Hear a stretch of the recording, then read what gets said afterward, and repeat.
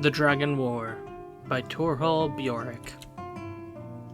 In the Murthic era, when Ysgramor first set foot on Tamriel, his people brought with them a faith that worshipped animal gods. Certain scholars believe these primitive people actually worshipped the divines as we know them, just in the form of these totem animals. They deified the hawk, wolf, snake, moth, owl, whale, bear, fox, and the dragon.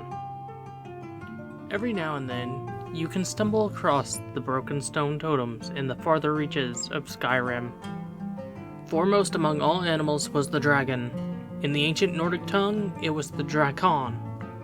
Occasionally, the term Dovra is used, but the language or derivation of that is not known. Using either name was forbidden to all except the dragon priests.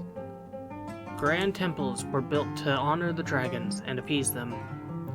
Many of them survive today as ancient ruins haunted by Draugr and undead dragon priests.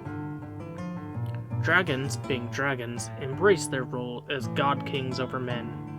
After all, were they not fashioned in Akadash's own image? Were they not superior in every way to the hordes of small, soft creatures that worship them? For dragons, power equals truth. They had the power, so therefore it must be the truth. Dragons granted small amounts of power to the dragon priests in exchange for absolute obedience. In turn, the dragon priests ruled men as equals to the kings. Dragons, of course, could not be bothered with actually ruling. In Admora, where Ysgramor and his people came from, the dragon priests demanded tribute and set down laws and codes of living that kept peace between dragons and men. In Tamriel, they were not nearly as benevolent.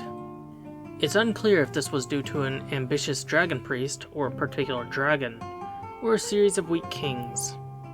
Whatever the cause, the dragon priests began to rule with an iron fist, making virtual slaves of the rest of the population.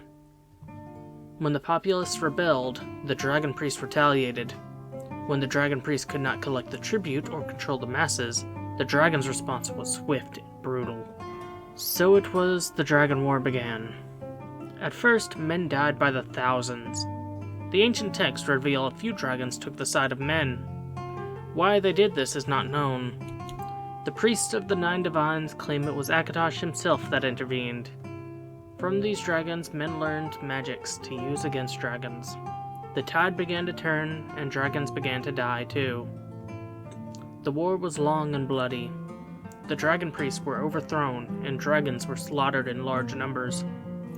The surviving dragons scattered, choosing to live in remote places away from men. The dragon cult itself adapted and survived.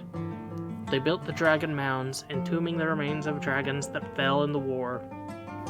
They believed that one day the dragons would rise again and reward the faithful.